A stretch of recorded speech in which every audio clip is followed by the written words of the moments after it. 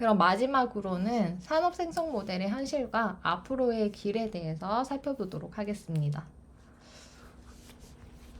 제가 회사에서 여러 가지 프로젝트를 진행하면서 선택한 전략은 데이터 중심 접근입니다.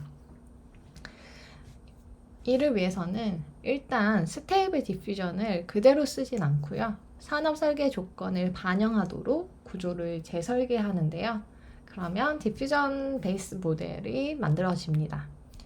그런데 이 모델만으로는 모든 규칙이나 주기성, 경계 조건을 만들기에는 한계가 존재해요.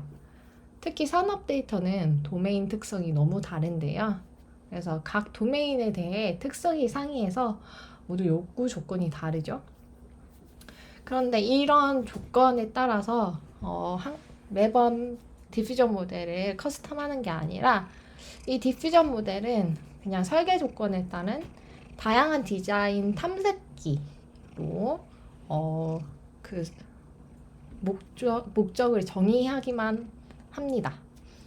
그렇게 되면 사실 이 디퓨전 모델은 어떤 설계 조건과 영역을 정의하면 여러 가지 디자인을 생성해내는 탐색기로 쓰여질 수 있고, 그래서 도메인의 데이터와 상관없이 여러 가지 이미지 또는 뎁스맵을 생성할 수가 있습니다.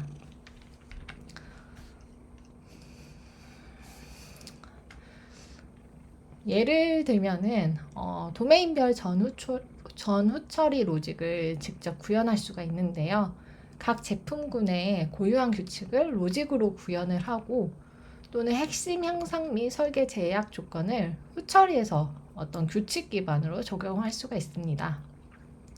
또한 노이즈 필터링이나 밸리디티 검증을 통해서 좋은 퀄리티의 생성물만 획득할 수도 있습니다. 다른 예시를 들어서 패턴 반복성 문제가 있어요. 패턴이 반복되어야 하는 데이터들이 있는데, 이럴 때는 모델이 완벽한 주기성을 만들길 기대하지 않고 반복되는 한 단위의 데이터로 전 처리할 수가 있습니다. 예를 들어서 이 휠 데이터 경우에는 이 반복되는 최소 단위의 이 영역만 생성하고 이제 후처리해서 정확한 반복 패턴으로 조립하는 방법을 쓸 수 있겠습니다.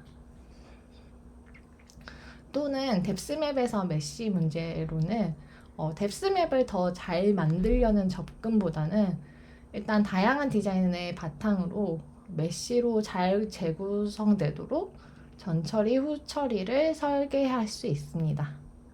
어떻게는 이제 저희 회사의 어떤 영업 비밀이라고 할 수 있겠네요. 그래서 산업 프로젝트 파이프라인을 보통 살펴보면 데이터 클리닝이 있고, 여기서 뭐 형상 파일이나 분량을 좀 확인합니다. 이럴 때 비정형성이나 데이터 누락 문제가 보통 많이 크고, 이런 거 해결하기 위한 시간 소요가 좀 큰 편입니다. 또 데이터 전처리, 모델 실험, 후처리까지 굉장히 이렇게 긴 파이프라인을 보통 가지게 됩니다. 그런데 이제 현실적인 파이프라인을 보면 사실 실제 체감하는 거는 이제 데이터 클리닝 보통 많이 하고, 또 전처리에도 많은 공수가 들어가고, 또 후처리도 굉장히 시간이 소요가 됩니다. 정작 모델 실험은 사실 그렇게 많이 할 수가 없는데요. 문제는 보통의 AI 리서처들은 이 모델 실험을 되게 재미있게 느낀다는 거죠. 그래서 보통은 남이 생각하는 저의 일은 멋진 3D AI 생성을 고도화하거나 또 디퓨전 모델 연구하는 걸로 알겠지만, 실제로는 이런 전후 처리 라인 때문에 데이터를 분석하고 공부하고 오류 같은 것을 잡는 일을 많이 하게 됩니다. 이제 좀 정리를 해볼 건데요. 산업 생성 모델은 기술적 난제와 도메인 지식이 동시에 요구되는 장기 과제라고 할 수 있습니다. 사실 오늘 다룬 문제들이 전체 중 10%도 되지 않는데요. 실제 산업 현장에서는 데이터가 부족하거나 또 고객사조차 데이터를 어떻게 정의하는지 그 방법을 모르는 경우가 많습니다. 그런데 새로운 도메인은 저희에게도 이제 초면이기 때문에 문제 정의 자체가 불명확하고 초기 진입 장벽이 매우 큰 문제가 있죠. 또 제가 오늘 얘기한 데이터 중심 접근은 실용적이긴 한데 실제 리소스 소모는 훨씬 큽니다.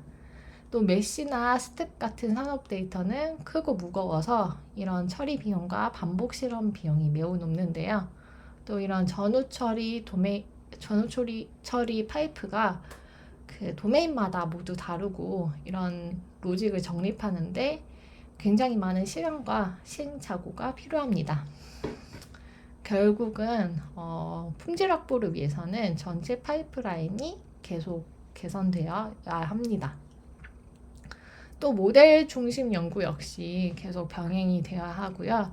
산업 데이터를 위해서는 도메인별 데이터베이스 구축과 장기적으로는 산업 파운데이션 모델에 대한 고려가 필요합니다. 결론적으로 산업 생산 모델에서는 아직 해결해야 할 과제가 매우 많다고 보시면 됩니다. 네, 그래서 오늘의 내용은 여기까지고요. 지금까지 들어주셔서 감사합니다.